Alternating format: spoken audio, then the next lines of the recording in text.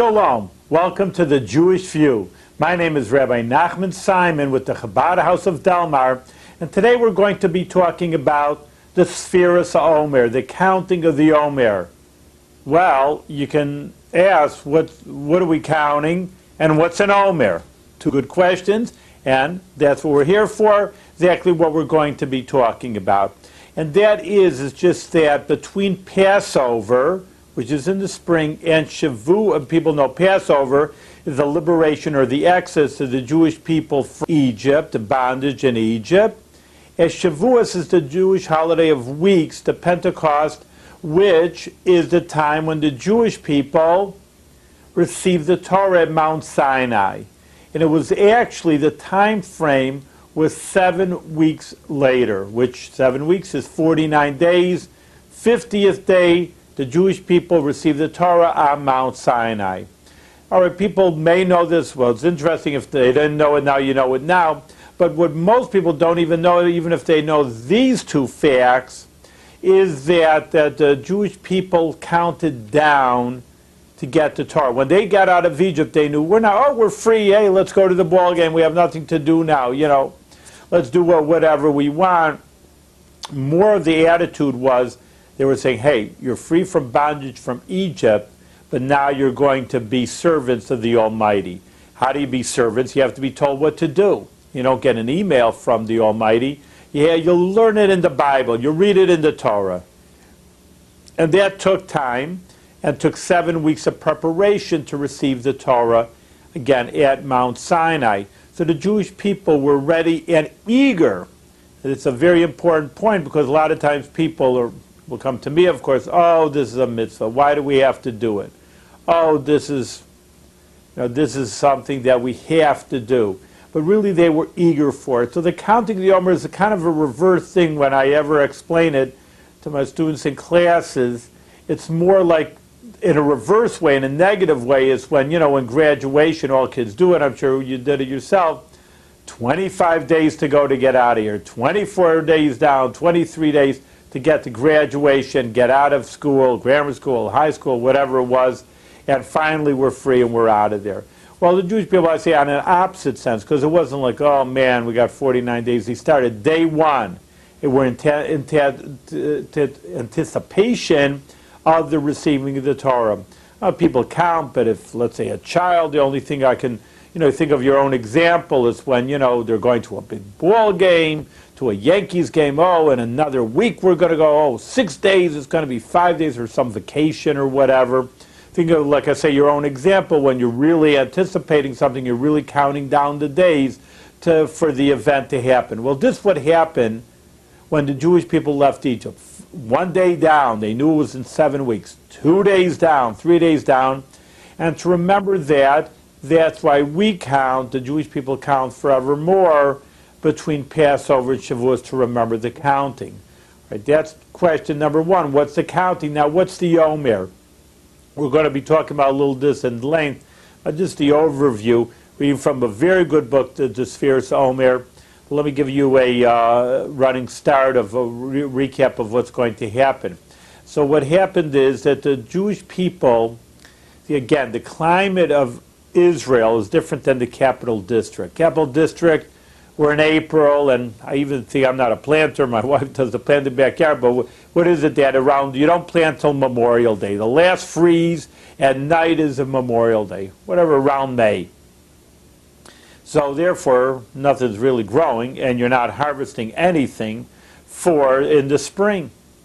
But in Israel, like I say, it doesn't get that cold, and there it's a Mediterranean climate, and therefore they do grow things in the February and March, and they actually already harvesting their winter crop around Passover, which is around April. They're already harvesting. Now, if the Omer, which is a barley offering, is not brought to the Almighty, to the base of Mikdash, the temple in Jerusalem, everybody cannot have theirs. Meaning, it's a Torah concept and a Bible concept that the first things always go to the Almighty. The firstborn fruits, the firstborn animal, and therefore the first crop will go to the Almighty. Before it's given, you cannot have it. And that's called the Omer offering, and then we count down 49 days of the Omer. This is all very fine and good in basic Judaism. What also, a person has 7 emotions. And 7 emotions times 7 are 49. And they are 1, chesed, I'll say it in Hebrew too. Chesed is kindness. 2 is gevura, 2 is severity. 3 is Sefiras, 3 is beauty. 4 is netzach, victory. 5 is hod, glory. 6 is yesod, foundation.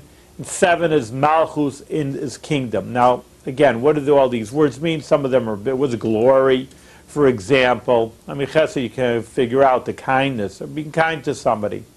But what's glory? So that's what we're doing now. This is what the show is always going to be about, getting to deeper aspects, but also refining your character yourself. That a person has to refine themselves. The Jewish people started with, the Jewish people refining themselves to receive the Torah. To receive such a great thing as the Torah, to be the chosen people, the Jewish people, took a refinement of character. It's not just, for example, just, okay, here we are, give us some laws, give us a book. It wasn't a book anyway. God actually spoke to them, and in order to get this, they had to achieve this level, they had to be on a very refined level. And they refined themselves 7 emotions. Times 7 is 49. And again, now that we're doing that every year afterwards, trying to refine ourselves also, and that's what we're going to deal with. Probably we can't deal with all 49, which we could and we should. So we'll have to leave it to a different show. But as much as we can get, we'll deal with that. And let's read on. We're going to start with some of the more details. I gave an overview, and he's going to say here a little bit more about the, where it says in Leviticus and whatever. In Leviticus, the 3rd book of the Torah, says, you shall count from the day you brought the Omer as a wave offering. The Omer was a measure of barley, approximately 2 quarts, that the Jews brought as the mincha, or afternoon offering, on the 2nd day of Passover. This was followed by the counting of the Omer, where the Jews counted every day for 7 weeks, 49 days in total, leading up to the festival of Shavuos, which is the Pentecost, on the 50th day, which also celebrates the receiving of the Torah at Sinai. Even after the destruction of the first and second temple, where the Omer offering was brought, the tradition of counting the Omer continued. Beginning with the 2nd night of Passover, every one of these 49 days, binding Passover to Shavuos, is counted in orderly progression. What is the significance of counting for 49 days? And how does it relate to the anticipation of a preparation for receiving the Torah? What relevance does this counting have for us today, and how does this apply to the exploration of the inner dimensions of our soul? The answer to these questions lie in a deeper understanding of the exodus of the Jewish nation from Egypt. The word Mitzrayim, Egypt in Hebrew, means limitations and boundaries, and represents all forms of conformity and definition that restrain, inhibit, or hamper our free movement and expression. Thus, leaving Egypt means freedom from constraints. After leaving Egypt, the Jews spent the next 49 days in the desert preparing themselves spiritually for the most monumental experience of all time, the giving of the Torah to Moses and the Jewish people at Mount Sinai. All right, without further ado, we're going to see how these personal character traits, that to transform them into divine human beings, expressing ourselves in beyond the definitions and limitations of our being. All right. The emotional attributes of Sefirot. The Hebrew word Sefira, which is counting of the Omer, Sefirot, has several meanings. The famous Kabbalist of the Ramak, Moshe Cordovero, in his monumental work, The Pardes, writes that Sefira means both mispor, meaning number, and sipur, as in telling the story. The 3rd root of Sefira is sapphira, sapphire stone, which is translucent crystal that shines brightly. Counting Sefira illuminates the different aspects of our emotional lives. The days of Sefira tell us a story, the story of our lives. The spectrum of human experience divides into 7 emotions and qualities, known in plural Sefirot. Each of these 7 qualities in turn subdivides into 7, making a total of 49. Each day in time is a life of its own. A day is a unique energy flow waiting to be tapped and challenged into the fiber of man's being. Each of the 49 days of Sefira illuminates one of the 49 emotions, each day's energy consisting of examining, refining its corresponding emotion. After perfecting and purifying all 49 dimensions, we are fully prepared for Matan Torah, for now we are in sync with the 49 divine attributes from which the human attributes evolve.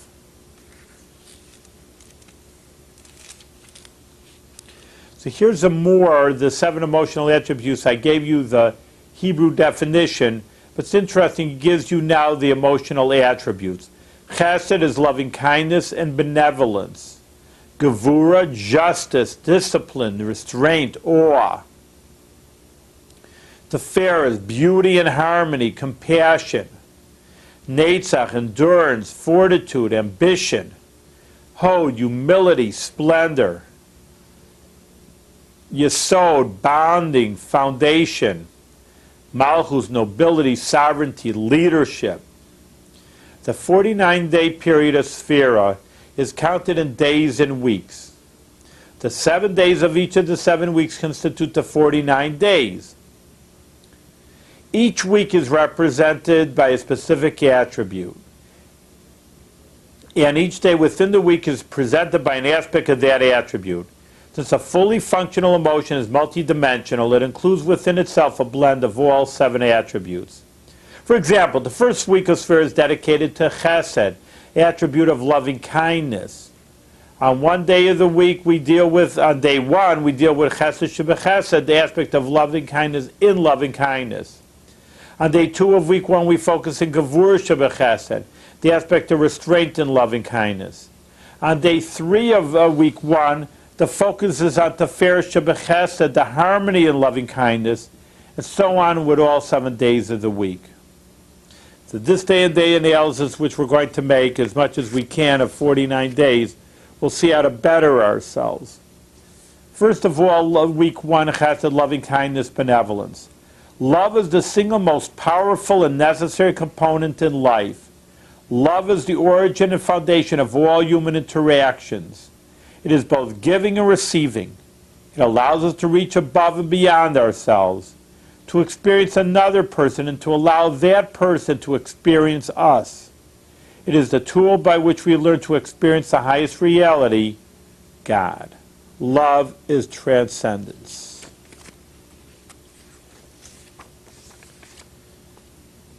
Chesed of Chesed, week 1, day 1. Loving kindness in loving kindness. Examine the love aspect of love, the expression of love and its level of intensity. Everyone has a capacity to love in their hearts. The question is if and how we actualize it and express it. Ask yourself, what is my capacity to love another person? Do I have problems with giving? Am I stingy or selfish? It is difficult for me to let someone else into my life. Do I have room for someone else? Do I allow room for someone else? Am I afraid of my vulnerability, of opening up and getting hurt? How do I express love? Am I able to communicate my true feelings? Do I withhold expressing love out of fear of another's reaction? Or on the contrary, do I often express too much too early? Do others misunderstand my intentions? Whom do I love? Do I only love those whom I relate to and who relate to me? Do I have the capacity to love a stranger, to lend a helping hand to someone I don't know? Do I express love only when it's comfortable? Why do I have a problem with love, and what can I do about it? Does my love include the other 6 aspects of chesed, of kindness, without which love will be distorted and unable to be truly realized? First thing we have to do, find a new way to express your love to a dear one. Today is day 2 now. Gevura of chesed, discipline and loving kindness. Healthy love must always include an element of discipline and discernment, a degree of distance and respect for the other, an assessment of another's capacity to contain your love. Love must be tempered and directed properly. Ask a parent who is in the name of love has spoiled his children, or someone who suffocates his or her spouse with love and doesn't allow the other any space of his or her own. Love with discretion is necessary to avoid giving to those who would use loving to perpetuate negative behavior. Is my love disciplined enough? Do others take advantage of my giving nature? Am I hurting others by becoming their crutch in the name of love? Am I hurting my children by forcing upon them my value system because I love them so? Do I respect the one I love, or is it selfish love? Am I sensitive to his or her feelings and attitudes? Do I see my loved one as an extension of myself and my needs? Do I take into account the capacity of my partner to receive love before I give it? Is my love given appropriately? Rain is a blessing only because it falls in drops that don't flood the fields. Exercise. Help others on their terms, not on yours. Apply yourself to their specific needs, even if it takes effort. Day 3, Tiferes of Chesed, compassion, harmony, and loving kindness. Harmony and love is one that blends both the Chesed and Gevurah aspects of love. Harmony means the kindness and the severity. Harmonized love includes empathy and compassion. Love is often given with the expectation of receiving love in return. Compassionate love is given freely, expects nothing in return, even when the other doesn't deserve love. Tiferes is giving also to those who have hurt you. It acknowledges the discipline of Gevurah and nevertheless calls for compassionate love to all. Exercise, offer a helping hand to a stranger. Neitzach, endurance in loving kindness. Is my love enduring? Does it withstand with challenges and setbacks? Do I give and withhold love according to my moods? Or is it constant regardless of the ups and downs of life? Am I willing to work at my relationships and fight for the love I have? Does my love have spirit and valor? Can I be counted on in the good times as well as in the bad? Exercise. Reassure a loved one of the constancy of your love. Day 5, Hodesh b'chesed, humility in loving kindness. You could often get locked in love, unable to forgive your loved one or bend or compromise your position. Hod introduces the aspect of humility in love, the ability to rise above yourself and forgive or give in to the one you love, just for the sake of love, even if you're convinced that you're right. Arrogant love is not real love. Does love humble me? Am I arrogant notwithstanding, or sometimes because I have the capacity to love? Do I realize that the ability to love comes from a greater, higher place from God? Knowing that love comes from God, do I enter love with total humility, recognizing the great privilege of being able to love? Do I realize that through love I receive more than I give? Do I appreciate the one I love for this? Exercise. Swallow your pride and reconcile with a loved one with whom you have quarreled. Day 6. Yesod of Chesed, bonding in loving kindness. For love to be eternal requires bonding, a sense of togetherness which actualizes the love with a joint effort. Eternal love requires an intimate connection, kinship, and attachment, one that benefits both parties. This bonding bears fruit, the fruit born out of healthy union. Exercise. Start building something constructive together with a loved one. Malchus of Chesed, Day 7, nobility and loving kindness. Mature love comes and brings personal dignity, an intimate feeling of nobility and regalness. It allows you to know your special place and contribution in this world. Any love that is demoralizing or breaks the human spirit is no love at all. For love to be complete, it must have the dimension of personal sovereignty, a sense of freedom and dominion over the forces that detract from total loving. Exercise, highlight an aspect in your love that has bolstered your spirit and enriched your life, and celebrate. Now we're up to week 2. We're going through it very well. Hopefully we can live with it as fast as I'm reading it. Justice, discipline, restraint, and awe, Gevurah. If love is the bedrock of human expression, discipline is the channel through which we express love. It gives our life and love direction and focus. Like a laser beam, its potency lies in the focus and concentration of light in one direction, rather than fragmented light beams dispersed in all different directions. Gevurah, discipline, and measure concentrates and directs our efforts, our love, in the proper directions. Another aspect of Gevurah of discipline is respect and awe. Healthy love requires respect for the one you love. Week 2, day 1, 8 days. Chesed of Gevurah, loving kindness in discipline. The underlying intention and motive in discipline is love. Why do we measure our behavior, establish standards, and expect love to live up to them? Only because of love. Even judgment of the guilty is an expression of love. In other words, punishment is not vengeance. It is just another way to express love by cleansing anything antithetical to love. Tolerance of people should never be confused with tolerance of their behavior. On the contrary, love for people includes wanting them to be the best they can be, and therefore helping them to be aware of anything less than perfect behavior. Chesed of Gevurah means that love in discipline is the love of awareness of the intrinsic love that underlines discipline and judgment. It is the recognition that your personal discipline and the discipline you expect of others is only an expression of love. It is the understanding that we have no right to judge others, we have the right only to love them, and that includes wanting them to be their best. Ask yourself, when I judge and criticize another, is it in any way tinged with my own contempt and irritation? Is there any hidden satisfaction in his failure? It is only out of love for the other? Exercise. Before you criticize someone today, think twice. Is it out of concern and love? Week 2, day 2, 9 days. Gevurah of Gevurah, disciplining discipline.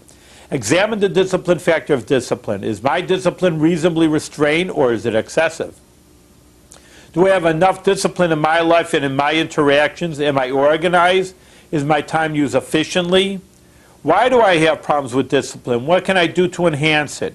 Do I take time each day for personal accounting of my schedule and accomplishments? Does my discipline include the other 6 emotion aspects? Without much discipline, cannot be effective and healthy. Exercise. Make a detailed plan for spending your day, and at the end of the day, see if you've lived up to it. Week 2, day 3, day 10. Compassion and discipline. Underlying and driving discipline must not only be love, but also compassion. Love comes from recognizing one's merits and positive qualities, while discipline channels and directs those strengths and weeds out the negative. Compassion is unconditional love. It is love just for the sake of love, not considering the other's position. The affair is the result of total selflessness in the eyes of God. You love for no reason. You love because you are a reflection of God. Does my discipline have this element of compassion? Exercise. Be compassionate to someone you have reproached. Week 2, day 4, 11. Endurance and discipline.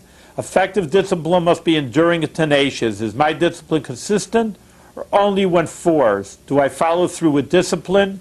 Am I perceived as a weak disciplinarian? Exercise. Extend the plan you made on day 2 for a longer period of time, listing short-term and long-term goals. Review and update it each day and see how consistent you are and if you follow through. Day 12, Hoda Gevurah, the humility and discipline. The result of discipline and might without humility are obvious. The greatest catastrophes have occurred as a result of people sitting in arrogant judgment of others. Am I arrogant in the name of justice, what I consider as just? Do I ever think that I sit on a higher pedestal and bestow judgment on my subjects below? What about my children, students? A judge has to be the most humble of creatures, recognizing that he sits in judgment not only by his own merit, but only because God gave him the right to judge his children. Exercise before judging anyone. Ensure that you are doing so selflessly with no personal bias. 13, bonding and discipline. For discipline to be effective must be coupled with commitment and bonding. Both in disciplining yourself and others, there has to be a sense that the discipline is important for developing a stronger bond. Not that I discipline you, but that we are doing it together for a mutual benefit. Demonstrate to your child or student how discipline is an expression of intensifying your bond and commitment to each other. There's 14 Malchus of Gvura, nobility of discipline. Discipline, like love, must enhance personal dignity. Discipline that demoralizes a person will backfire. Healthy discipline should bolster self-esteem and help elicit the best in a person, cultivating his sovereignty. The expression of a discipline does not compromise the discipline. On the contrary, it fosters and enhances it. Does my discipline cripple the human spirit? Does it weaken or strengthen me and others? When disciplining your child or student, foster his self-respect. Let's talk about week 3, compassion, harmony, truth. Compassion blends and harmonizes the free outpouring love of Chesed with the discipline of Gevura. Sefiras possesses this power by introducing a third dimension, the dimension of truth, which is neither love nor discipline and therefore can't integrate the two.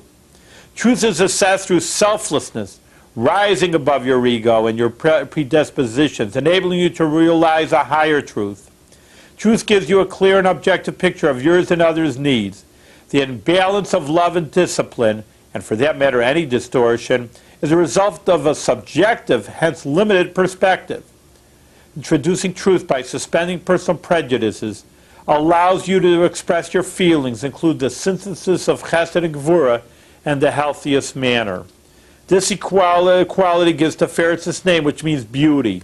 It blends the different colors of love and discipline, and this harmony makes it beautiful. Day 15, loving kindness in compassion. Examine the love aspect of compassion. Is my compassion tender and loving, or does it come across as a pity? Is my sympathy condescending and patronizing? Even if my intention is otherwise, do others perceive it as such? Does my compassion overflow with love and warmth? Is it expressed with enthusiasm, or is it static and lifeless? When helping someone extend yourself in the fullest way, offer a smile and a loving gesture. Discipline and compassion. 16. For compassion to be effective and healthy, it needs to be disciplined and focused. It requires discretion both to whom you express compassion and the measure of the compassion itself. It is recognizing when compassion should be expressed and when it should be withheld or limited. Discipline and compassion is knowing that being truly compassionate sometimes requires withholding compassion, because compassion is not expression bestowing needs, but a response to the recipient's need. When I see a needy person, do I impetuously express compassion out of guilt or pity without any discretion? Do I commit the crime of compassion by helping him with something harmful, giving him money to buy a harmful substance? Do I apply myself to determine this person's needs and help him in the best possible way? The exercise, express your compassion in a focused and constructive manner by addressing someone's specific needs. Well, of course, I'd like to conclude on this note. We only got through 16. Maybe we'll do in a future show all the other out of the 49, but hopefully we'll better ourselves and we'll be proper and good people. Thank you very much.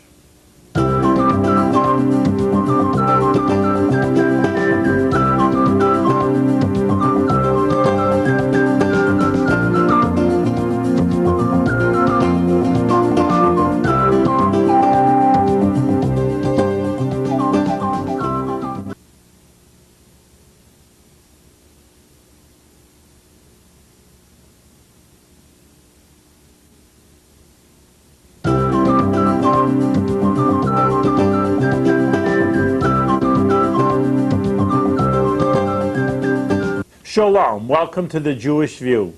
My name is Rabbi Nachman Simon with the Chabaders of Delmar, and we're going to continue a previous show, even though it's an idea in its own right, about counting the Omer. And we described before that we're trying to go from the going out of Egypt, which is, of course, people know as the Passover holiday, to go to Shavuos, which most people do not know, which is the Festival of Weeks, which is 7 weeks after the Passover holiday, when the Jewish people received the Torah, the 10 Commandments in Mount Sinai. It is a holiday. Most people don't know about it, where Jewish people don't work, and they celebrate the holiday that way. It's short. It's 2 days, so it doesn't get the coverage like Passover, which is 8 days, eating matzahs and all that, but it's still very big. It's very important. But in order to go from freedom in order to go from this out of the bondage, in order to receive the Torah, divine talking to the Ten Commandments to the Jewish people, people had to refine themselves. You can't just go out of freedom and go nowhere. You have to be refined. So with that idea, we went through the 49 attributes, emotional attributes and characteristics that a person should refine themselves, and we're trying to make it very relevant to every person. And we were on day 16, and we were talking about the discipline and compassion, which is important, because obviously everyone is important, but I see that people have faults in this idea. For compassion to be healthy, it has to be disciplined and focused. It requires discretion to whom you express compassion and to measure the compassion itself. You could ask yourself, am I more compassionate with strangers than with close ones? If yes, why? Is the compassion coming from guilt? Does my compassion for others compromise my own needs? Am I helping others at the expense of helping myself? Perhaps the contrary is the case. Does my compassion for my family and close ones overshadow others' needs? Is my compassion impulsive and careless? Do I access the measure of compassion necessary for a given situation? Is it a commensurate with the recipient's needs? Can I possibly be hurting him with my compassion? Does my compassion overwhelm others? Is it respectful? Do I give too much or too little? Do others take advantage of my compassion nature? Express your compassion in a focused and constructive manner by addressing someone's specific needs. Day 17, compassion in compassion. True compassion is limitless. It is not an extension of your needs and defined by your limited perspective. Compassion for another is achieved by having a selfless attitude, rising above yourself and placing yourself in the other person's situation and experience. Am I prepared and able to do that? If not, why? Do I express and actualize the compassion and empathy in my heart? What blocks me from expressing it? Am I locked in any way? Is my compassion compassion or self-serving? Is it compassion that comes out of guilt rather than genuine empathy? How does that affect and distort my compassion? See if you express a compassion even when you don't feel guilty. Does my compassion come from a sense of duty, or is it frivolous? On the other hand, is my compassion alive? Does it resound with vitality, or is it expressed only out of obligation? Is my compassion only a result of being a creature of habit who feels badly when another suffers? Or do I actually apply myself to examine and refine my compassion, observing its limitations and forms of expression? Is my compassion beautiful? Is it well-rounded?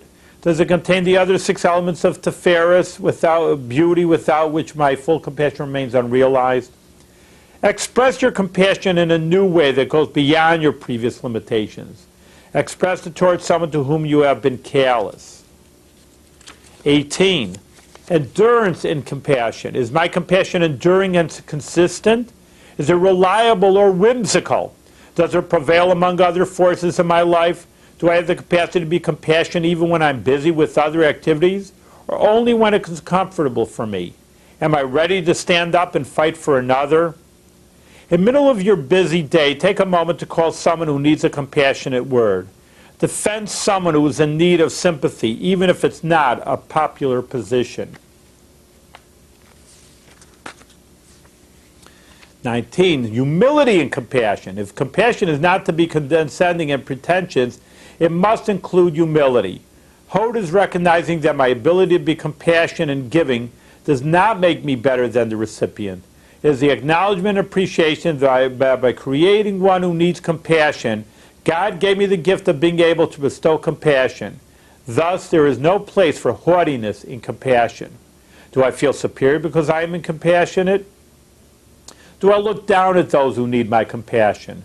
Am I humble and thankful to God for giving me the ability to have compassion for others? Express compassion in an anonymous fashion without taking any personal credit. 20. Bonding in compassion. For compassion to be fully realized, it needs bonding. It requires creating a channel between giver and receiver, a mutuality that extends beyond the moment of need. a bond that continues to live on. That is the most gratifying result of true compassion. You bond with the one you have compassion for, or you remain apart. Does your interaction achieve anything beyond a single act of sympathy? Ensure that something eternal is built as a result of your compassion. Nobility and compassion. Examine the dignity of your compassion. For compassion to be complete and enhance the other 6 aspects of compassion, it must recognize and appreciate individual sovereignty. It should boost self-esteem and cultivate human dignity, both your own dignity and the dignity of the one benefiting from your compassion. Is my compassion expressed in a dignified manner? Do I manifest and emphasize majesty in my compassion? Does it elicit dignity in others? Do I recognize the fact that when I experience compassion as dignified, it will reflect reciprocally in the one who receives compassion? Rather than just giving charity, help the needy help themselves in a fashion that strengthens their dignity. We're into the 4th meter now, which is Netzach, endurance, fortitude, and ambition. Endurance and ambition is a combination of determination and tenacity. It is a balance of patience, persistence, and guts. Endurance is also being reliable and accountable, which establishes security and commitment. Without endurance, any good endeavor or intention has no chance of success. Endurance means to be alive, to be driven by healthy and productive goals. It is the readiness to fight for what you believe, to go all the way. Without such commitment, any undertaking remains flat and empty. It is an energy that comes from within and stops at nothing to achieve its goals. This, of course, requires that endurance be closely examined to ensure that it is used in a healthy and productive manner. Am I committed to my goals? How much would I fight for them? Am I easily swayed to keep my values? What price am I ready to pay for my beliefs? Is there any truth for which I would be ready to give my life? Loving kindness in endurance. For anything to endure, it needs to be loved. A neutral or indifferent attitude will reflect in a marginal commitment. If you have difficulty making commitments, examine how much you love and enjoy the object that requires your commitment. Do I love my work, my family, my choices? For endurance to be effective, it needs to be caring and loving. Endurance without love can be counterproductive. Raw endurance can come across as a harsh and aggressive, which undermines the cooperation of others. Out of sheer determination, one may often become controlling and demanding, driving others away. For endurance to be successful, it needs a loving and caring attitude. It requires patience. Does my endurance cause me to be or seem to be inflexible?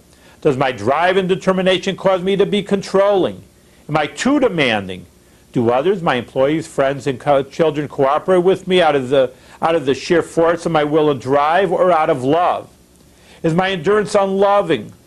In order to get my way, would I allow others to get hurt? Do I believe that the end justifies the means? Would I stop at nothing to achieve my goals? When my endurance prevails and I overcome the obstacles in my way, am I still loving? Even when defending of myself and others against unhealthy influences, am I driven by love or hate? When fighting for something you believe in, pause a moment to ensure that it is accomplished in a loving manner. 23, discipline in endurance. Examine the discipline of your endurance. Endurance must be directed towards productive goals and expressed in a constructive manner. Is my endurance and determination focused to help cultivate good habits and break bad ones? Is it the other way around? Does my endurance come from strength or weakness? Does it come out of deep conviction or out of defensiveness? Am I tenacious out of stubbornness and an unwillingness to acknowledge errors? Am I invested in certain decisions and unwilling to review them? Do I use my endurance against itself by being tenacious in my lack of determination? Break one bad habit today. 24, Vew-Sefiras of Netzach. Compassion in endurance. Healthy endurance directed to develop good qualities and modifying bad ones will always be compassionate. The compassion of endurance reflects a most beautiful quality of endurance, an enduring commitment to help another grow. Endurance without compassion is misguided and selfish. Endurance needs to be not just loving to those who deserve love, but also compassionate to the less fortunate. Does my determination compromise my compassion for others? Am I able to rise above my ego and empathize with my competitors? Am I gracious in victory?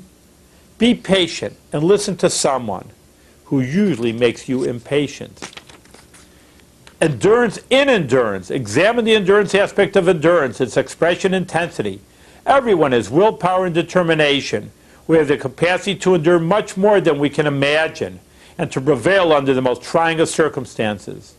Is my behavior erratic? Am I consistent and reliable? Since I have will and determination, why am I so mercurial? Am I afraid of assessing my endurance and ability to commit? Do I fear being trapped by my commitment? If yes, why? Is it a reaction to some past trauma? Instead of cultivating endurance in healthy areas, have I developed capacity for endurance in unhealthy experiences? Do I endure more pain than pleasure? Do I underestimate my capacity to endure? Commit yourself to developing a new good habit. 26. Humility and endurance. Yielding, which is result of humility, is an essential element of enduring. Standing fast can sometimes be a formula for destruction. The oak, lacking the ability to bend in a hurricane, is uprooted. The reed, which yields to the wind, survives without problem. Do I know when to yield out of strength or not fear? Why am I often afraid to yield? Endurance is fueled by inner strength. This humility and endurance is the humble recognition and acknowledgement that the capacity to endure and prevail comes from the soul that God gave each person. This humility does not compromise the drive of endurance. On the contrary, it intensifies it because human endurance can only go so far and endure only so much, whereas endurance that comes from divine soul is limitless. Do I attribute my success solely to my own strength and determination? Am I convinced that I am all-powerful due to my level of endurance? Where do I get the strength at times when everything seems so bleak? When you awake, acknowledge God for giving you a soul with extraordinary power and versatility to endure despite trying challenges. This will allow you to draw energy and strength for the entire day. 27. Bonding and endurance. Bonding is an essential quality of endurance. It expresses your unwavering commitment to the person or experience with which you are bonding. A commitment so powerful that you will endure all to preserve it. Endurance without bonding will not endure. To ensure the endurance of your new resolution, bond with it immediately. This can be assured by promptly actualizing your resolution in some constructive deed or committing yourself to another. 28. Nobility and endurance. Sovereignty is a cornerstone of endurance. Endurance that encompasses the previous 6 qualities is indeed a tribute and testimony to the majesty of your human spirit. Is my endurance dignified? Does it bring out the best in me? When faced with hardships, do I behave like a king or queen, walking proudly with my head up, confident in my God-given strength, or do I cower and shrivel up in fear? Fight for a dignified cause. Now we're up to week 5, which is humility and splendor. If endurance is the engine of life, humility is its fuel. As discipline gives love focus, Hod, this humility, gives Netzach, endurance, direction. Humility is the silence power of endurance. Its strength is in its silence. Its silence is in repose. Humility and the resulting yielding should not be confused with weakness and lack of self-esteem. Humility is modesty. It is acknowledgement from the root of your Hebrew word hodoah. It is saying thank you to God. It is clearly recognized your qualities and strength, acknowledging that you are not your own. They were given to you by God for a higher purpose, that just satisfying your own needs. Humility is modesty. It is recognizing how small you are, which allows you to realize how large you can become. And that makes humility so formidable. Endurance draws this energy from the acknowledgement of humility. Human endurance goes only as far as your tolerance level. Acknowledging that your strengths come from a higher place gives you the power to endure far beyond your own perceived capacity. It gives you part of God's enduring strength. A full cup cannot be filled. When you're filled with yourself and your needs, I and nothing else, there's no room for more. When you empty yourself before something greater than yourself, your capacity to receive increases beyond your previously perceived limits.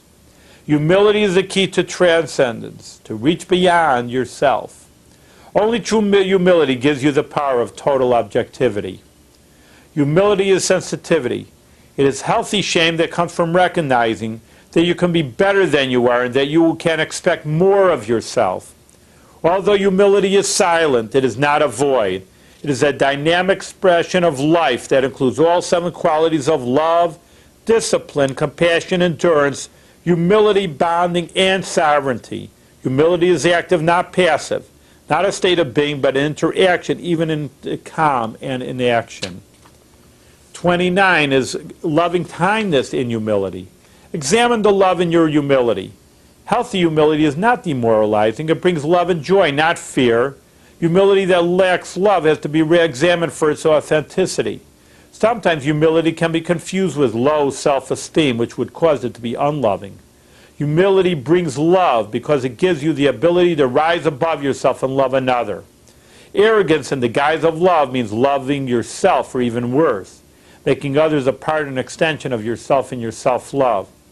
Does my humility cause me to be more loving and giving, more expansive, or does it inhibit and constrain me? Am I humble and happy, or humble and miserable? Before praying with humility and acknowledgement of God, give some charity. It will enhance your prayers. 30, discipline and humility. Humility must be disciplined and focused. When should my humility cause me to compromise, and when should it not? In the name of humility, do I do something that sometimes remains silent and neutral in the face of wickedness? Another aspect of Gevur of Hod, humility, must include respect and awe for the person or experience before whom you stand humble. If my humility is wanting, is it because I don't respect another? Exercise for the day. Focus on your reluctance to commit in a given area and see if it originates from a healthy, humble place. 31, compassion and humility. Examine if your humility is compassionate. Does my humility cause me to be self-contained and antisocial, or does it express itself in empathy for others? Is my humility balanced and beautiful, or is it awkward? Just as humility brings compassion, compassion can lead one to humility. If you lack humility, try acting compassionately, which can help bring you to humility. Express a humble feeling in an act of compassion. 32, endurance and humility. Examine the strength and endurance of your humility. Does my humility withstand challenges? Am I firm in my positions, or do I waffle in the name of humility? Humility and modesty should not cause one to feel weak and insecure. These endurance and humility underscores the fact that true humility does not make you into a doormat for others to step on. On the contrary, humility gives you the enduring strength. Is my humility perceived as weakness? Does that cause others to take advantage of me? Demonstrate the strength of humility by initiating or actively participating in a good cause. 31, humility in humility.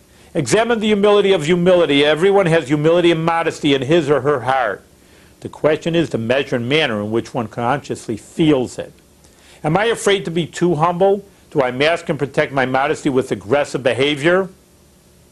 Learn to cultivate your humility by interacting with people who are more refined than yourself, invoking in you your modesty and humility that motivates you to grow. Humility must also be examined for its genuineness. Is my humility humble, or is it yet another expression of arrogance? Do I take too much pride in my humility? Do I flaunt it? Is it self-serving? Is my humility part of a crusade, or is it genuine? Do I have expectations due to my humility? Be humble just for its own sake. 34, bonding in humility.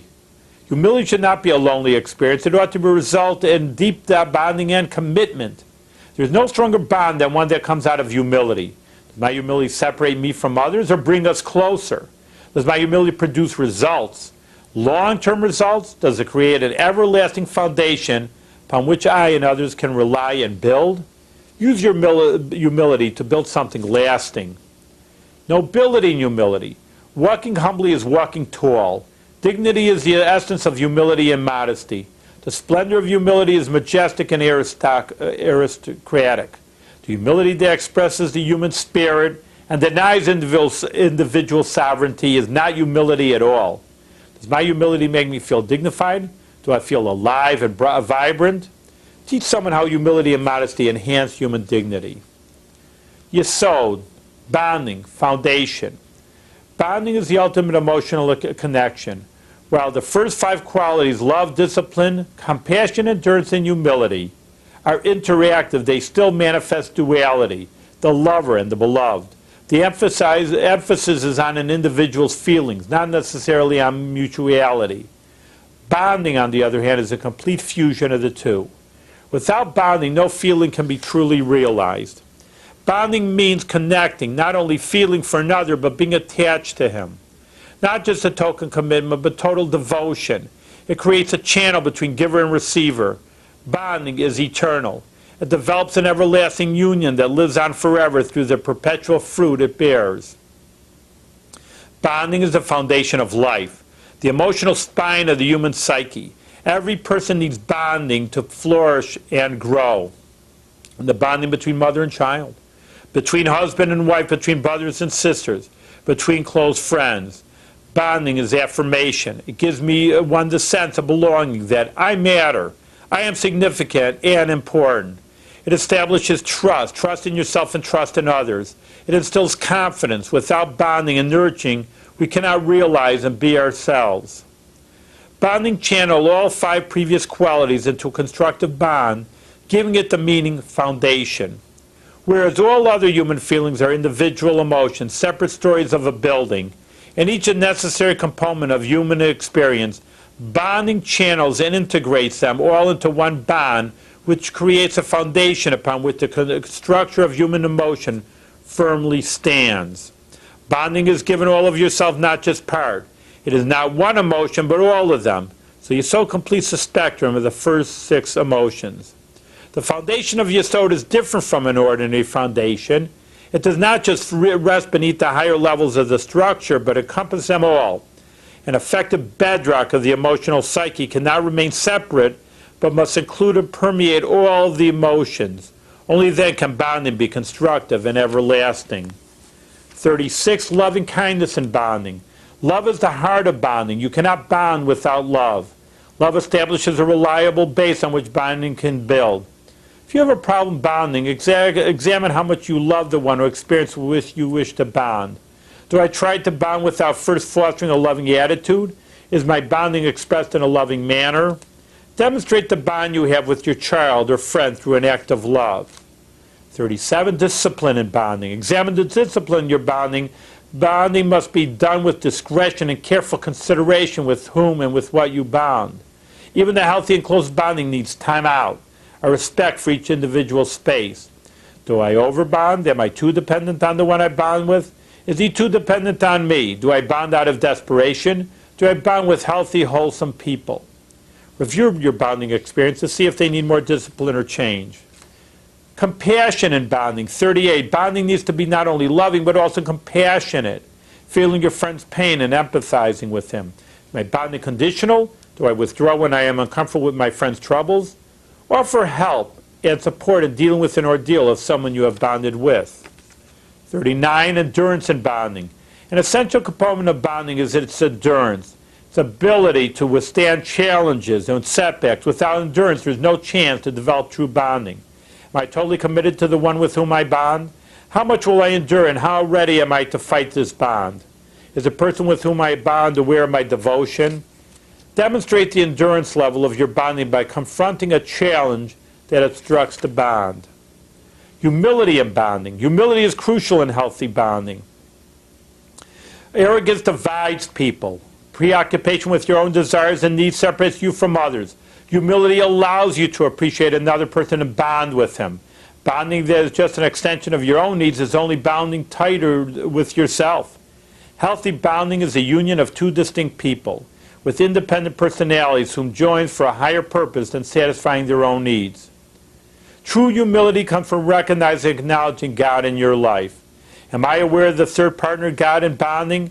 And that this partner gives me the capacity to unite in another, despite our distinctions? When praying, acknowledge God specifically for helping you bond with others. Well, just about out of time. We have a few more attributes. Maybe we'll continue in another show. But we went through the majority of them. But it's, I think, so very, very important for us to... I went through it very fast, and really, even one of these days, we should be talking a whole show on every one of these things. We have 49 different shows for the 49 attributes, and it would really be fitting. It's not a joke. On the other hand, I just wanted to give you a sense of what it is. Maybe you got a few ideas from that. Really, like I say, everything has to be looked at and looking at ourselves. And you know, sometimes that's the hardest task of all. There's actually a very, very great rabbi in the 1800s who said, learning the entire Shas, which means the entire Talmud, which, listen, if I would put it on a table, literally, it's like encyclopedia. Just imagine encyclopedia, but it's big books, and they're that far. And it's an incredible, incredible achievement, you know, someone to learn the whole Gemara. It's like, you know, someone read through the encyclopedia, but it's even more than that because it's difficult. Reading, you can read in the encyclopedia. This you have to learn. In any case, it's easier to learn the whole Talmud, he said, than to change one attribute of yourself. So you can imagine, I mean, again, we were talking very, very fast to change the people. We know for ourselves, we know by others, they have a problem, and how many times we say, yeah, I should be different, and I should, and I should, and I could, and I ought to, and all that business. In actuality, it's very, very difficult. But at least this is a self-help, and we have the power of the Torah and God in order to help us to achieve a refinement of our character, and with that, we'll be better people. And thank you very much.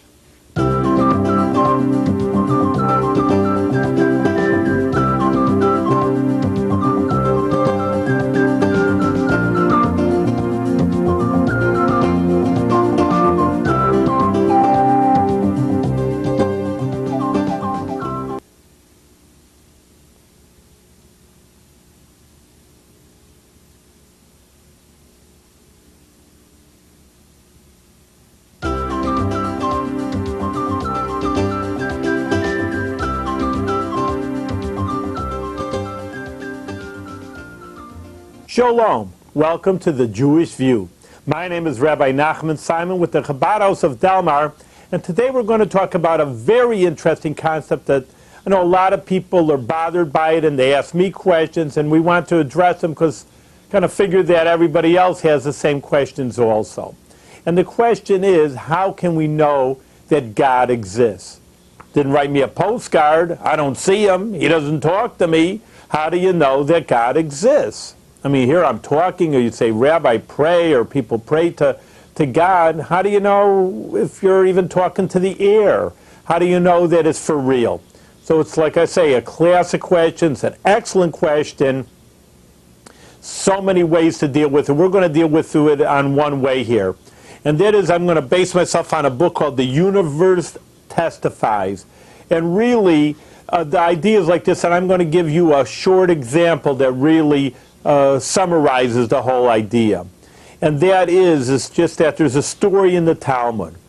And again, it's a classic question. 2,000 years ago, they were thinking also, and they also asked, how do you know God made the world? Maybe it was just evolution, and maybe, you know, well, gases got together, and, you know, this is really the evolutionary theory that they're really taught in all the schools. How do you know it's not true?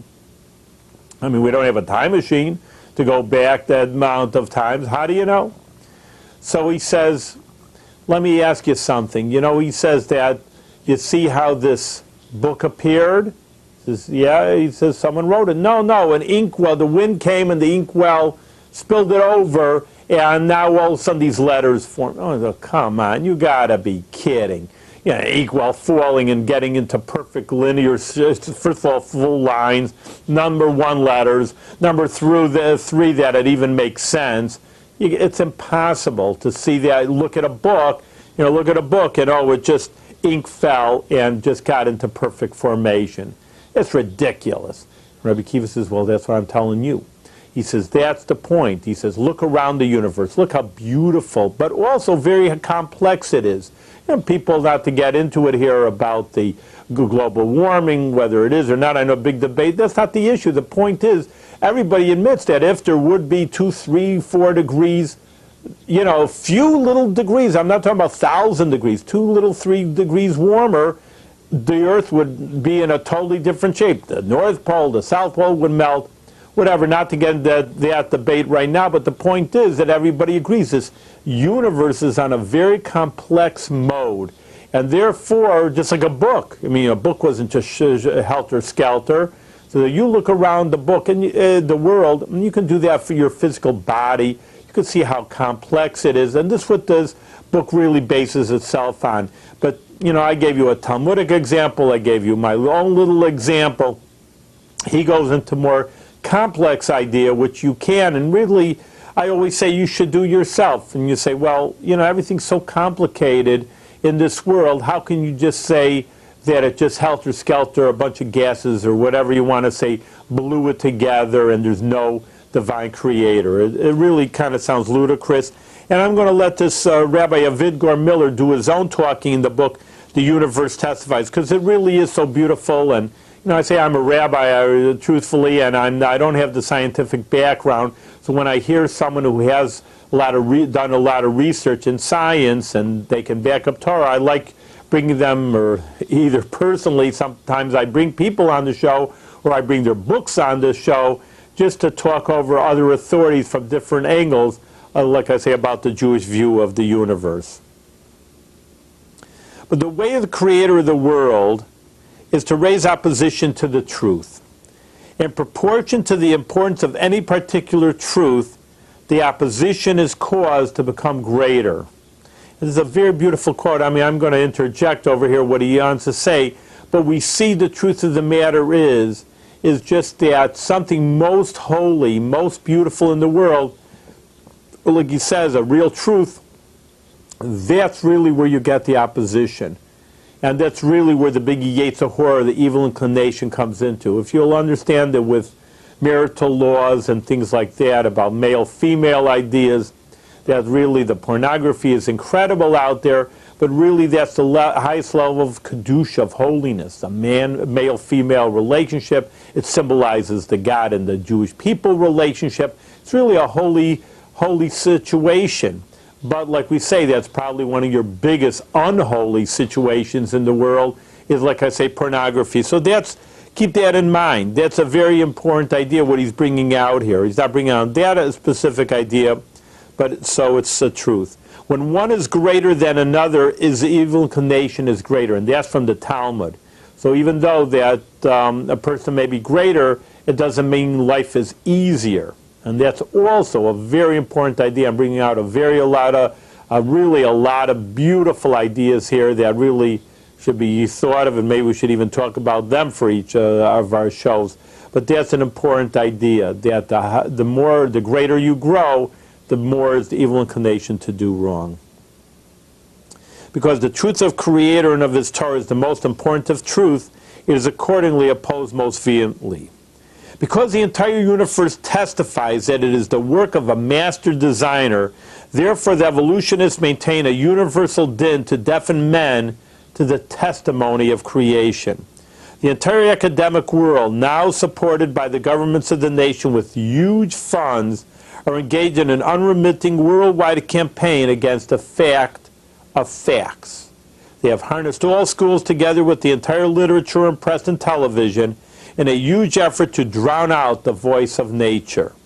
The heavens relate the glory of God, the Psalms say, chapter 19, and the firmament tells of the work of His hands, but their voice is not heard. The most open and demonstrable principle in the universe is the presence of an infinite intelligence. Wherever we turn, we are confronted with the irrefutable evidence of purposefulness. All plant and animal life, all details of their composition and function, are of such complicated, purposeful design that leaves not the most remote possibility of attributing them to chance. Chance, or accident, is contradicted by countless billions of details of intricate plan and purpose organization. Because of the fact of a creator is so openly evident, the proponents of atheism have found it necessary to exert themselves. A great effort has always been carried out to combat the unanimous testimony of nature. Therefore, when Darwin proposes his theory in 1860, it was greeted with enthusiasm by the opponents of the truth, and they hastened to embrace the opportunity which now seems available. A worldwide campaign was initiated to expand this doctrine and to bring the minds of all men under its influence. But Darwin had no evidence of any kind. And after 120 years of most intensive effort, there was still no evidence of any kind. It was not inductive science, it was not based on observation, but it was merely a philosophy. That was a quote from Professor Gould of Harvard University. It must be made clear at the outset the theory of evolution is based on no facts or evidence. It is purely wishful thinking born out of the necessity to explain creation without recourse to a creator. There is no known process that can create new forms of life or new organs. 2. There is no evidence that anything essentially new has ever come into being.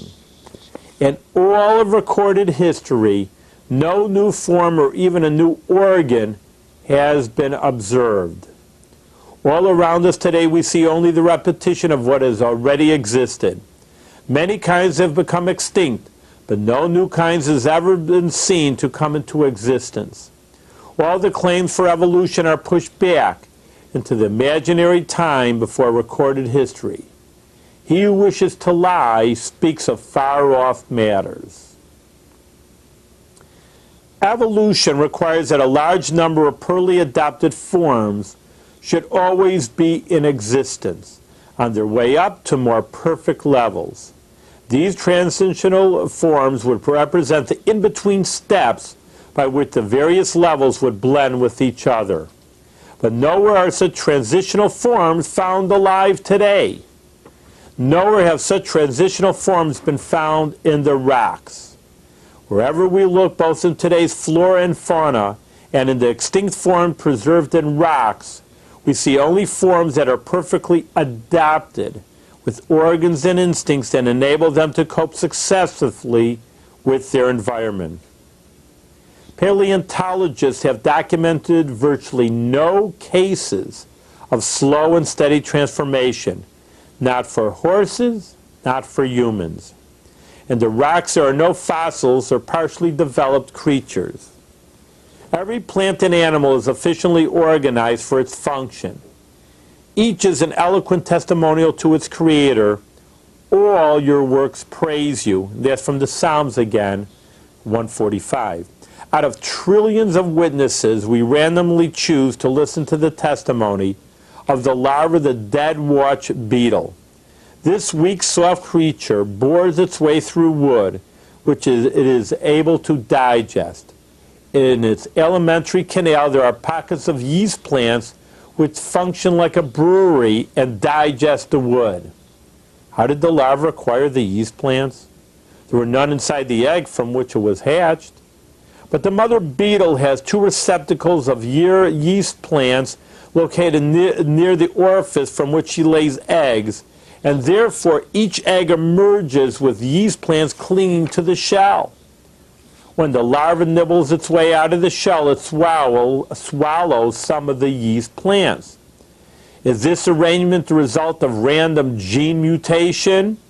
Does any part of this arrangement bespeak a state of transition, of half-completed organs on the way up, of an intermediate steps between a lower form and a higher form? Every detail is composed of countless subsidiary and complementary details, and all are completely suited for their individual function and for their collective functions. Such miraculous arrangements and billions of others far more spectacular fill every spot on the earth. Their testimony is loud and clear, and they bear witness to the master designer who perfected them. Let us take another random example. The common louse. It cements its egg to a human hair. This cement is so strong that it can be dissipated only by hot water. The head must be bathed every 7 days in very hot water. This is the Rambam. It's a footnote also. We talked about it on a few shows in the past. Maimonides was a great doctor in his own right. But this is what he says, which he knows Rambam, of course, is correct, before the culmination of the incubation period. The cement is of a formula which allows it to remain liquid while inside the insect's body, but which causes it to harden immediately upon contact with the air. This insect's proboscis is provided with stylets, tiny knives, to cut the host's skin. Into the wound it injects a chemical which prevents the host's blood from clotting, and thus the insect is enabled to continue to pump out blood. On each foot the insect has a stout claw to grasp the host's hair. Is there any feature of this phenomena that lends itself to explanation by accident? Did the gland which provides the cement come into being by random gene mutation? Did mere accident create the precise formula for cement, which hardens on contact with the air and not before? Did mere chance provide the exact chemical composition of the anticoagulant, which allows the host's blood to continue flowing? Did the stylus develop by haphazard, and did the claw on each foot just happen to be there? The trusting multitude, on hearing such questions, retort, that is evolution. Deluded by the media and the textbooks, they are confident that the all-seeing and all-knowing God of evolution looks ahead and provides whatever is needed. Even the academians do not hesitate to employ such forms of speech. But ideologically, the theorists claim that everything is a result of accidental gene mutations, of which the vast majority were useless or harmful. And they lean on the explanation that the process of natural selection weeded out the useless mutations and left over only those that had survival value. Stripped of verbiage, this means by blind accident there developed a gland which is capable of organizing materials into a cement. By blind accident there came into being a gland which is capable of synthesizing an anticoagulant. The stylets of the mouth parts were created by accident, and each foot gained a claw by accident. The ear is an accident, the tongue is an accident, the stomach is an accident, the eye is an accident, the heart is an accident, the brain is an accident, the knee is an accident, muscles are an accident, lungs are an accident, the nervous system is an accident, the kidney is an accident, the liver is an accident, digestion is an accident, the pituitary is an accident, reproduction is an accident, mother's milk is an accident, the DNA replicating system is an accident, an apple is an accident, a seed is an accident, ad infinitum. The blind academians who today lead the blind masses see nothing but accident. They see nothing because they wish to see nothing. Would they choose, they could see everything. The endless panorama of phenomena had been bestowed to enable man to see the great designer. God made so that they should fear him. Those who choose not to see cannot claim exemption from this universal obligation. To those who reject the blind and rigid partnership of the academians, the phenomena of nature speak clearly and testify to the Creator.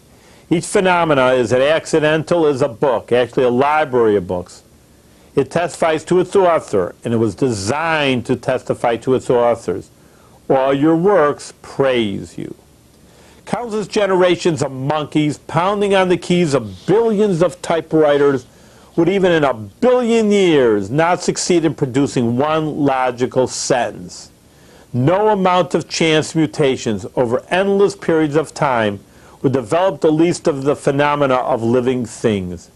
And in every instance we see only completed organs and functions and instincts. Never do we encounter any half-completed or developing organs or functions. Let us bear in mind that all wonders of the living things, such as their organs and secretions and instincts, are not extraneous addition to the plant or animal, but are integral parts of the entire organism. In every organism we see not merely a collection of independent organs, but a unified and correlated system, all of whose parts affect each other and work together for the benefit of the whole. Any accident of mutation would affect the entire organism. It is nothing short of lunacy to postulate a random change in any single component that would fortuitously harmonize with the countless other components of the organism. The phenomenon of incorporation of all parts of the organism in itself a great refutation of any theory of accident. To cite a simple example, the child's growth slows down during a period of serious illness because the body needs its materials to combat the disease. After recovery, the process of growth is resumed at an accelerated rate to make up for lost time, sometimes 4 times as fast as normal growth rate. When the body attains a stage of development which its age and nature require, the growth rate slows down to its normal pace. Every cell in the body participates in this master strategy. Could anyone sincerely imagine this to be a result of random piecemeal mutations?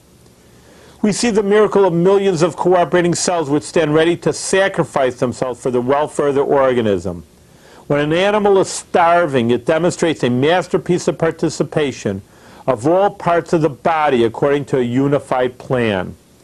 A starving animal lives off its own tissues and organs, not indiscriminately, but according to the most efficient plan for survival. Before taking anything from its organs, it uses up its reserves of fat and glycogen. When it is reduced to the necessity of using materials from the organs, it does so with the most economical and prudent foresight. The organs are consumed in the order of their expendability. 1. The spleen is first sacrificed, then the liver, testes, muscles, blood, kidneys, skin, lungs, intestines, pancreas, and then the bones. All of these shrink in the above order to supply nourishment to keep the animal alive. It is extremely significant that even on the verge of death, the heart and the brain remain virtually unaffected. The entire organism sacrifices itself to maintain the heart, else all would be lost, and the brain must be preserved sufficiently alert to take advantage of any opportunity to gain food. Rightfully we say, "From my flesh I see God." That's from Job, because the cooperation of the components of the organism is such a vastly complex and purposeful arrangement that even in the blind materialist could perceive the hand of the Creator if they chose to see. Not only the body of the plant or animal is a demonstration of multiple interlocking plan and purpose, but the same is true of every one of the trillions of cells in each body. Every cell is today acknowledged as a system of great organizational sophistication. Each cell contains units for the manufacture of components essential for life, and units for disposal of waste and of used parts, and units for defense against invading organisms and foreign matters. Each one of these units is in itself a prodigiously efficient organization. They all cooperate with incredible efficiency by processes of staggeringly complicated interaction to maintain the organization of the individual cell. At the same time, all the components of the cell and its processes cooperate with all of the trillions of other cells of every description throughout the entire organism. Whatever happens to any part of the organism affects and activates every cell in the organism and every submicroscopic component of each cell.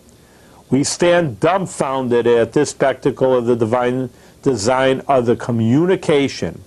Again from the Psalms 113, "Who is like Hashem our God, who dwells on high, yet looks down to the lowly, and to the submicroscopic cell parts, and fills them with endless wisdom." When a microbe penetrates the skin, the entire body goes into action. Miraculously, the neutrophils and the macrophages are informed and are summoned to the scene. The eater cells which devour the invading microorganisms are alarmed into action by chemotaxis, the actions of chemicals upon themselves, because the microbe itself releases material which spreads a chemical message to summon these eater cells. These policemen of the body hasten under their own power to go unerringly in the direction of the invaders. In addition, the microbe causes elements of the blood serum to separate out and thereby form alarm chemicals which set into action these cells to speed towards the microbe. But first it is necessary to identify the intruder. The invading microorganism is not conspicuous like a masked bandit on a deserted street. It has entered the crowded highways of the tissues and bloodstream through which an endless variety of materials is constantly flowing. How can these cells recognize a miscreant amongst such a motley and moving multitude? But unerringly these cells wend their way through the throng, go directly to the invader to pounce upon and devour it.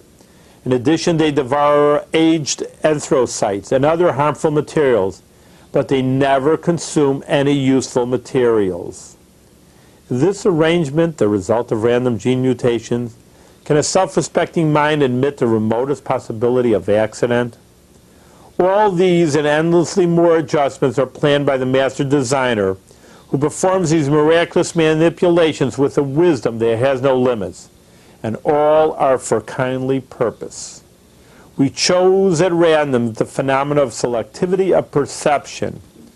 Consider the fact of remarkable gaps in the nervous system. The nervous system is not continuous, but is regularly interrupted by gaps. The function of these gaps is to prevent weak sensations from reaching the brain. This providential arrangement protects the brain from constant bombardment by every tiny stimulus. Weak electric impulses are unable to lead the gaps, and only the important stimuli can create electric impulses which are strong enough to cross the gaps and arrive at the brain. Another example. In the retina of the human eye, there are 100 million light receptors. However, they are attached to only 1 million nerve endings, which means that for every 100 light receptor cells, there is only one nerve by which they send their messages to the brain. Therefore, in order to travel by way of the nerve to the brain, a light sensation must be strong enough to activate 100 light receptors. This arrangement prevents constant bombardment of the brain by every negligible light sensation. Are such arrangements the result of accident? And their number is endless.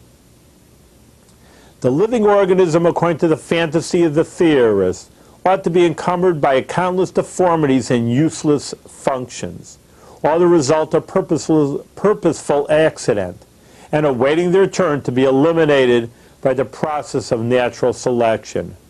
The academians cannot claim that the genes of today no longer possess the accidental versatility of the genes of the mythical long ago, but it is all a vain dream. The Creator, again and from the Psalms, founded the world with wisdom, and the world is built with kindliness. No organism alive or in fossil state demonstrates chaos or randomness. Every organ and function and instinct demonstrate only kindly purposefulness.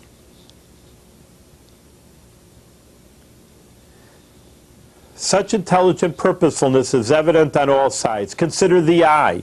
It is a color camera. It focuses automatically according to the distance of the object. The lens adjusts its degree of curvature as necessary.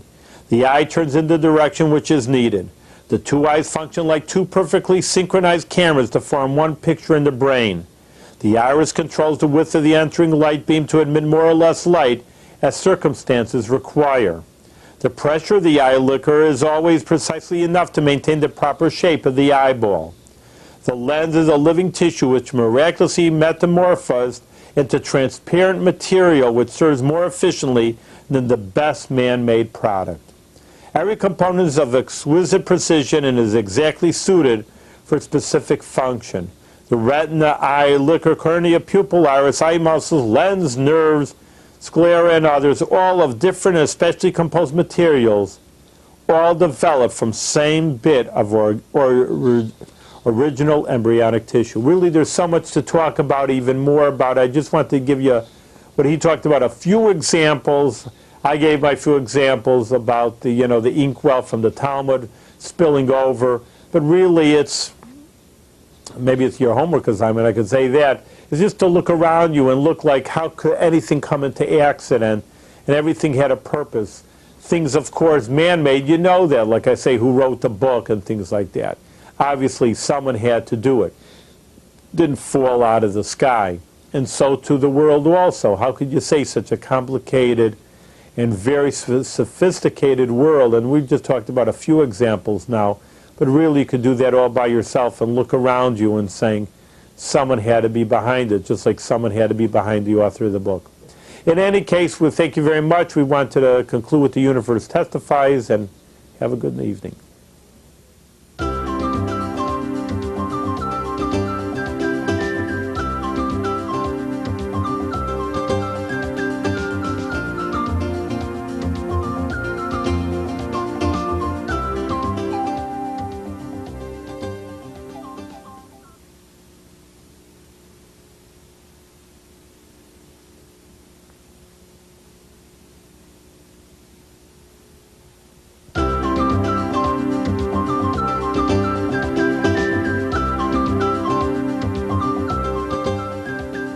Shalom, welcome to the Jewish View.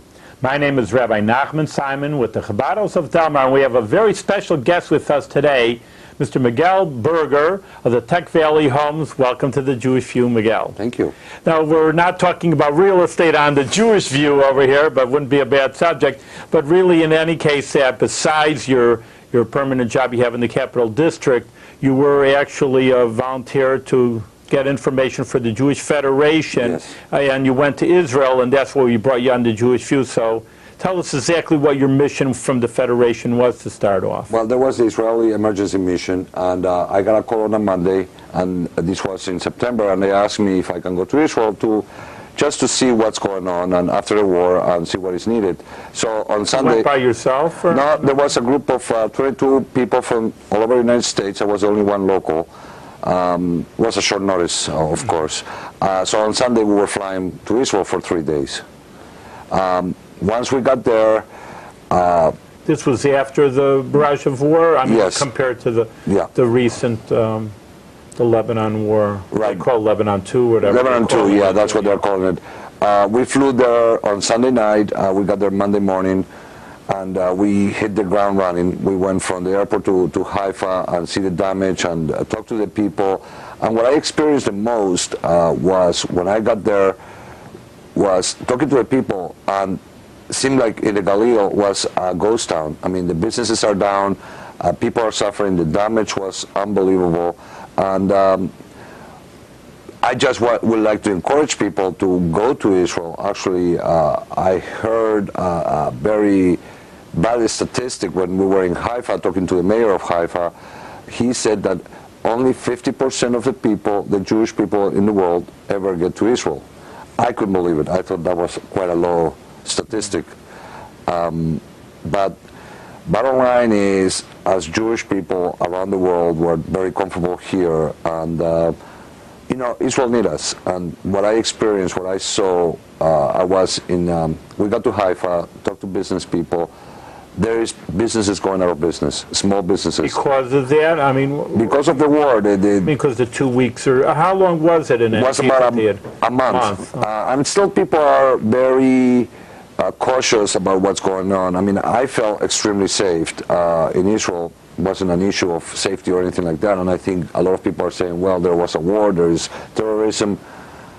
I felt extremely safe, and I left everything here and I just went over there. Bottom line, I think, is we need to be there to support our brothers and sisters. Federation offers all kinds of missions, I mean, family missions. This was an emergency mission. Most people cannot drop everything and go. But they have missions throughout the year. These are family gear missions or business missions. It depends what your interests are. But when I got there, I felt so compelled to try to help these people. I mean, this is our bottom line is our homeland. That's the place where we ended up. Eventually, hopefully, we all ended up there. Okay. I just want to ask on a few notes just to round out the story. I mean, you said they were going broke because of the month off. I mean, obviously, a month without closing down a business could hurt any business, but I mean, the tourism. I'm just saying the permanent economic impact. That's what I'm trying to look for. The tourism in Israel has gone way down.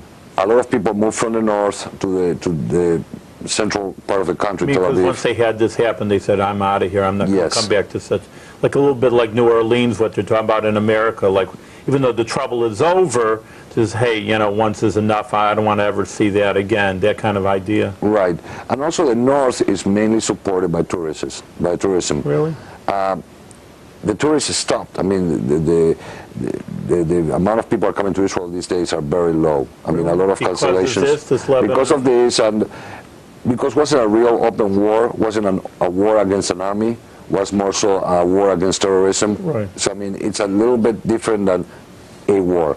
Because the war is over with, and, period, and this, because they feel like it's still going on. That's the trouble, like it hasn't been permanently closed. There's no closure to it. Right. It's not like it's over and done with and we accomplished certain things. The political issues, I'm not going to go there, Yeah. But my main focus is, I was in area, and I mean, everybody heard the hospital that got hit, direct hit. I was in that room, and the feeling of being in that room and see where the Katyusha came through the window and where it hit, and also we were shown there's the underground hospital that became very famous in this war. They moved 300 people 4 floors down into the basement of this hospital where they have another hospital set up with roads and everything else, and they moved all these people in an hour's time when the war started. And those are the things that we need to realize and see the importance of that existence. I mean, this is the Nahariya Hospital is the only hospital in Israel that has an underground facility. It is a survivor's thing, could hit anywhere. We saw buildings that they are, I mean, the funny part is you go through Israel and the damage is not there, physical. Most of the buildings have been rebuilt, most of the damage has been fixed, and because they fix it fairly quickly. But talking to the people, I don't think that most people outside Israel realize that they move thousands of kids from the north, to the middle of the country, like what we have here is summer camps. That didn't exist in Israel. They moved, I think it was about 10 or 15,000 kids in matters of hours to get them out of the way. Yeah. So the psychological, scars, you say, I mean, surely would remain. I mean, it's hard for us to even imagine that kind of, what it means to have, your house, moved out because there's bombing around your house. We're very comfortable here. I mean, overall, we all complain about the economy and everything else, but overall, we're comfortable here. I went there, I spent 4 hours in a shelter, underground shelter with some Ethiopian Jews. They didn't have air conditioning. And there was maybe about 50 people in the room. During the war, they had 150 people in this room, and we were all sweating. So those are the things that we don't realize. Living here in our comfort of our homes, seeing the news and talking to people, it's not the same. Now our turn has come, and I feel very strongly that, and it's not just in the north, it's in the south, everywhere. It's our turn to support these people, and how we can support them is by not just giving donations, that's a great thing, but we need to go there, spend a week, spend 3 days, 4 days, whatever it is, and show these people. I was walking in Nahariya, and people will come up to us because they knew we were in a mission, just regular people, and will tell us, thank you for being here. We really appreciate, the money is important, but the human touch is more important. That's important. I know. Just on a personal story, I have, 2 children learning in Israel this year, and of course, it's all the violence was during the summer, so school year starts, and we can say it's all over. I mean, maybe not over for the people who lived in it, but all right, the bombs aren't flying at least, the mortar shells aren't being dropped, and there's unfortunately, it doesn't get headlines. Like you say, nothing ever happens in America, someone kills, in the middle of the night, Saturday night fight or something.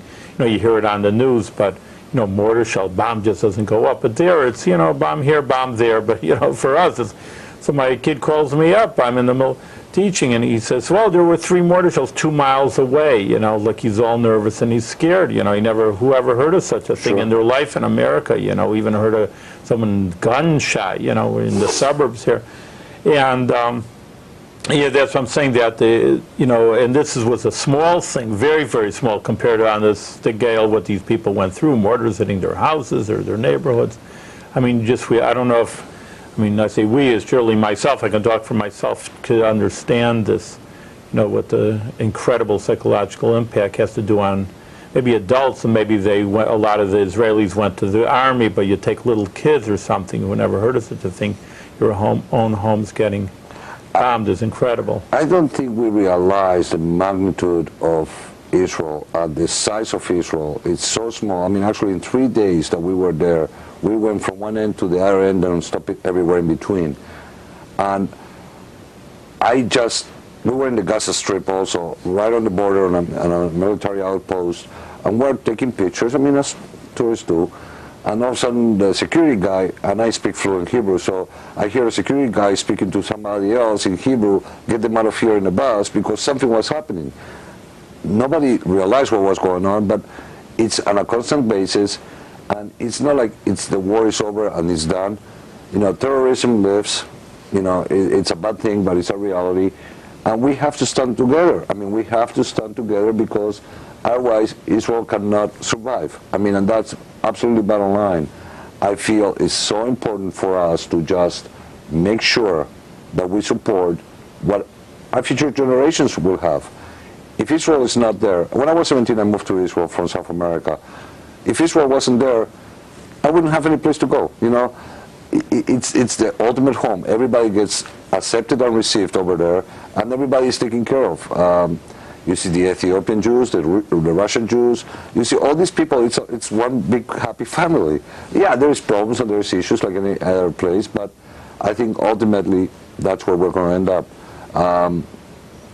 Also talking to senior citizens over there. We went to a senior citizen housing, and the Katyushas or the rockets were falling. It fell pretty close to it, and these people were like, well, you know what, we dealt with it. But it's amazing to see their resilience and how they can survive this whole thing, that we see it in the news. And that's why the news is one way, but when you are there and experience it firsthand, it's a totally different feeling. Yeah, it's interesting. But, there's another issue also, is just, like you say, financially. Of course, like you say, a person, that's in any troubles even thing. You can give a funder, but just showing up, it does more, really, than any money can do over here. But money is an issue. Money is money, and it's needed.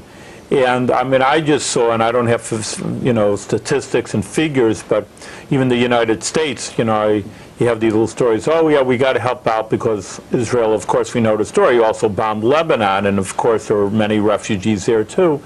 Yeah, and all right, fine, no one should be a refugee, but, find that, I'm not even saying the United States shouldn't help them out, but then, well, wait a minute, they're helping out Lebanon, what about the Israelis? Just like the story, you saw the story firsthand, so you can tell us, and that's why I wanted you to come on the Jewish View. But on the other hand, the press, you have a normal person looking at, hey, I'm getting my story about the Lebanon War from all the news stations and the newspapers.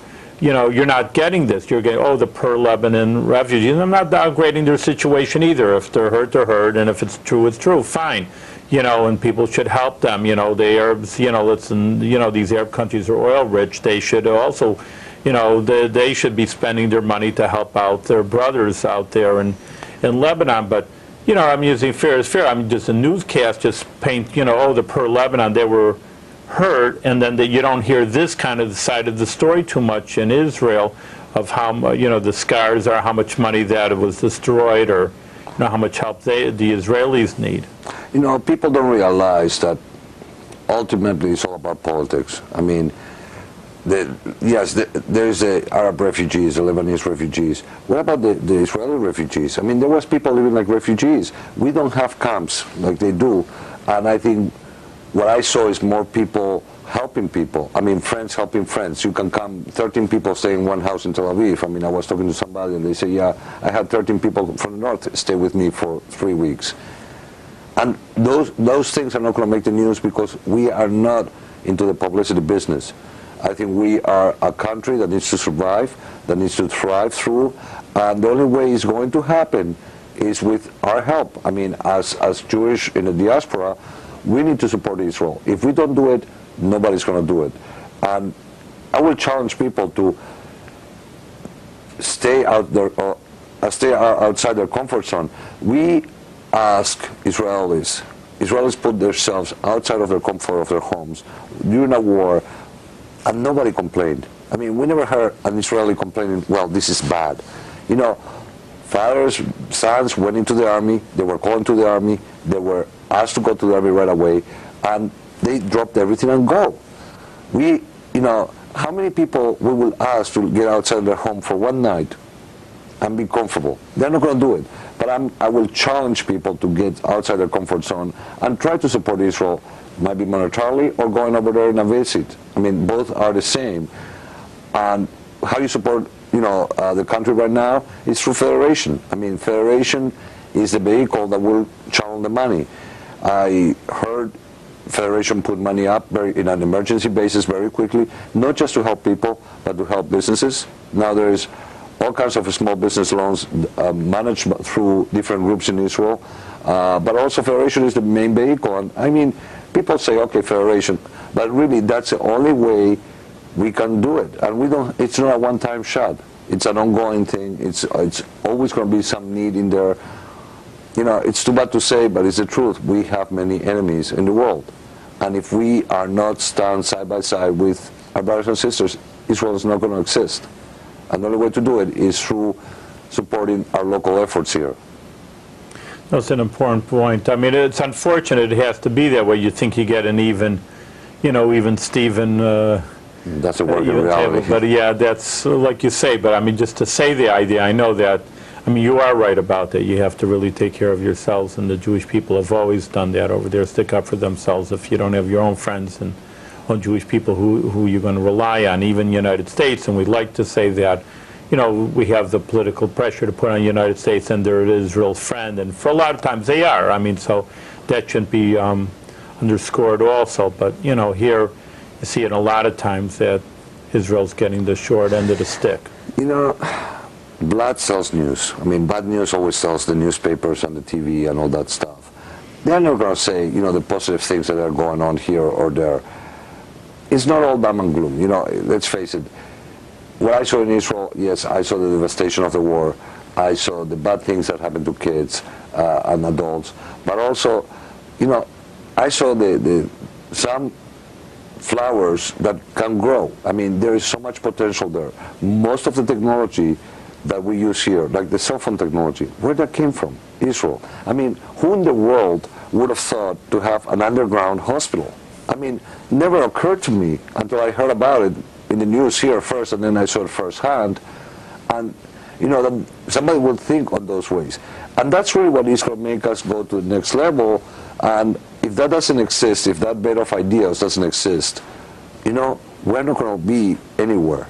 So it's not just the importance of a Jewish world, but it's also the importance of many things that happen in Israel that they will come. My dream will be that eventually Israel will not have to spend the kind of money they spend on the army and defense and all that stuff.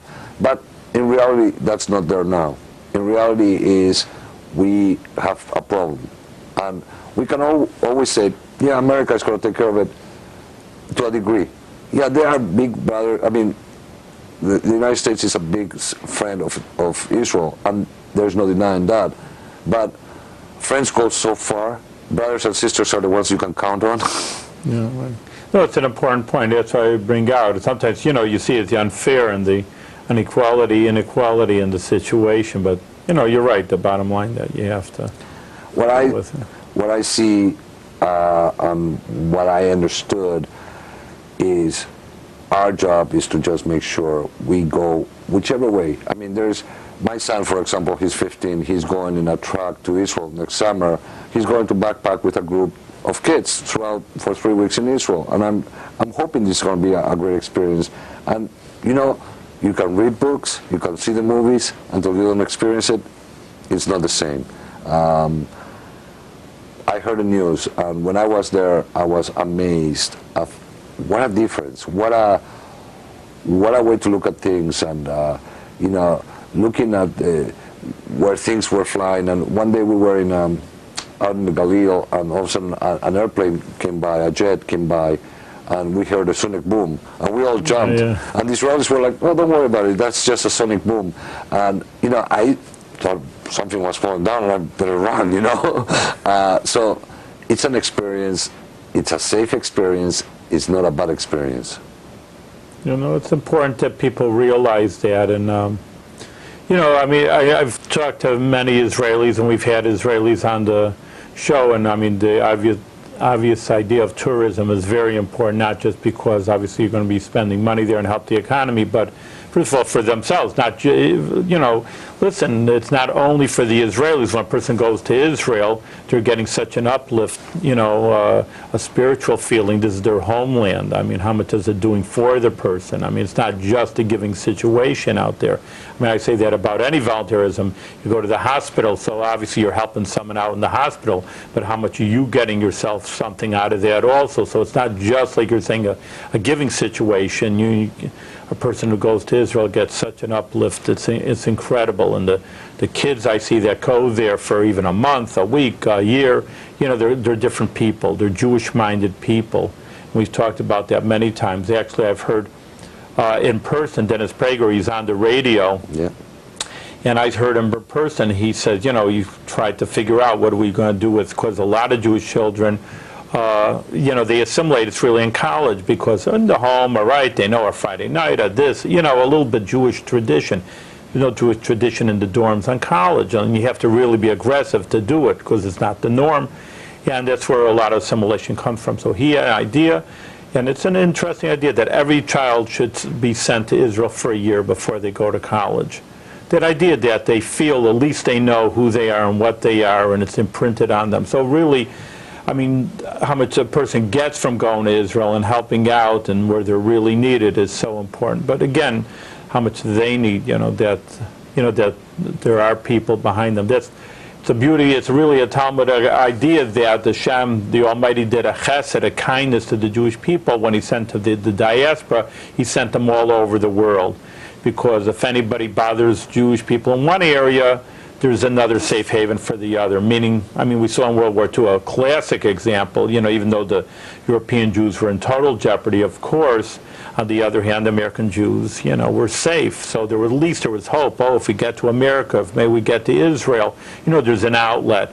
So it goes the same way, that there's Israel, but they know, well, we have our friends in America, and it does do something for them also, that they know there's a backbone there. There's somebody holding up the fort over here and helping them out monetarily, or just even psychologically. Hey, we're with you. We care about you, and that means a lot to people. I don't think people realize. I went to Israel when I was 17. Before I came to the States, I lived in Israel, so I was one of those young people that was sent to Israel, and I can totally relate to what you are saying. That every kid should spend a month, a year, wherever they can in Israel. But I don't think people realize that there is a program that is called the Israeli Experience, and it's through Federation that, they put some funds in there. You can deposit money, and when you are ready, I think it's $1,100 or something like that they will match up to $1,100 what you have in there. So is it half the ticket or quarter of the ticket? Doesn't really matter, but there is programs out there that you can start young. It's like most people will have a college fund for their kids. Well, why not to have an Israeli Experience fund? I think it's the most important, and I agree with you. My kid, he knows he's a Jew, but I don't know, after he leaves the house, what happens? We don't have control as parents. I think going to Israel is going to make sure that is cemented in. Always he's going to remember this experience, always he's going to know where he's going, where he came from, and where he should be going. Yeah, no, I think that's an important point that has to be made. As much as going there helps the people there, which of course it truly is what you're saying true, but on the other hand, how much is it helping the person that goes there? You feel that, or like you say, how much. It's an interesting point. I've been dealing with young people so much, but that itself is a point of how much even you recognize your own life. People just we're in the suburbs, and you went to Israel, you've been around the world, and you know your way around, and I've seen and I talk to people, so I know what life can bring and not bring to people. But young kids are in a little bubble. They're high school kids. Oh yeah, I'm in the suburbs and no crime and beautiful life, and there's the other side of the world, and they should be totally appreciative as a human being, and number two as a Jew, because Jewish people have not had it that easy for 2,000 years in diaspora. They don't have it easy in Russia. They don't have it easy in Israel. There's a lot of Jewish kids that, just don't have it right. Or even any human being, there's a lot of people, human being who lives in poverty. So how much is that an impact that just be more appreciative of what they have instead of just thinking, that, oh, it just comes to me, whatever good things. I think a big feeling is when you go to Israel. I remember when I got there when I was 17, from South America. I said, wow, everybody's the same as me. And that's a feeling that, I hope my kids will experience, because the only way you can experience, you can tell the story many, many times, but, once you get there, that the same, everybody around you. I remember thinking the first time I took a bus in Israel, that bus driver is a Jew, the same as I am. Growing in South America, there's definitely differences in classes, and in Israel, even though there's, poor Jews and rich Jews, everybody's a Jew at the end of the day, and nobody's going to look at me like, well, okay, you're a Jewish guy, well, you don't belong here. Yeah. Going to Jerusalem, everything that has to give to us, our heritage, this is ultimately where we came from, and I strongly believe that every kid and every adult should have at least a chance to experience it. Not everybody has to move there, everybody has to live everywhere else, but at least a little bit to experience, and as a kid can have such a impact on your life. When I got the call to go to Israel, in a week's notice, actually was less than 6 days notice, and I said, you mean this coming Sunday? Yeah. There was no question in my mind that I was going, yes, because I felt the connection. I've been there before, and I visited Israel many, many times, but I felt connected. I felt that this was, if somebody's calling me and asking me, it's important for me to go there. Probably most people will not do what I did, drop everything and go. So a lot of people can't. And that's fine, but I think we need to start planning. But everybody has a vacation. On the other hand, everybody can take a week or two off from vacation. And like you say, save up money. They save up money for this and the other thing. Right. It's priorities. It's like what we always talk about. Yeah, but is it a priority for us to have Israel's existence? That's really what we're discussing here. So it is very important. And the fun part of Israel is it's not as big as the United States. I think it's maybe as big as New York, even if that. You can go from one end of the country to the other end in one day. So you actually can say, I visited all of Israel in 3-4 days. You rent a car and you can go. It's not that difficult. And so that's the important part. I strongly feel it's there. It's there for us. It's there for us to, not just to visit, but to collect experiences. I think as a Jew, you can go there and find every kind of Jewish experience that you want and you need. So it's... Good. All right, I want to thank, we're out of time. It was a very, very enlightening experience. Miguel taking us on a trip to Israel, but how it really, very all seriousness, is very important. And if it's always important, then it's especially now important when someone's down. So it's not only a good experience for the person going, but for the people there. So Miguel Berger, thank you very much for being on the Jewish View and sharing your experiences. Thank you for having me, and Shana Haba B'Yerushalayim.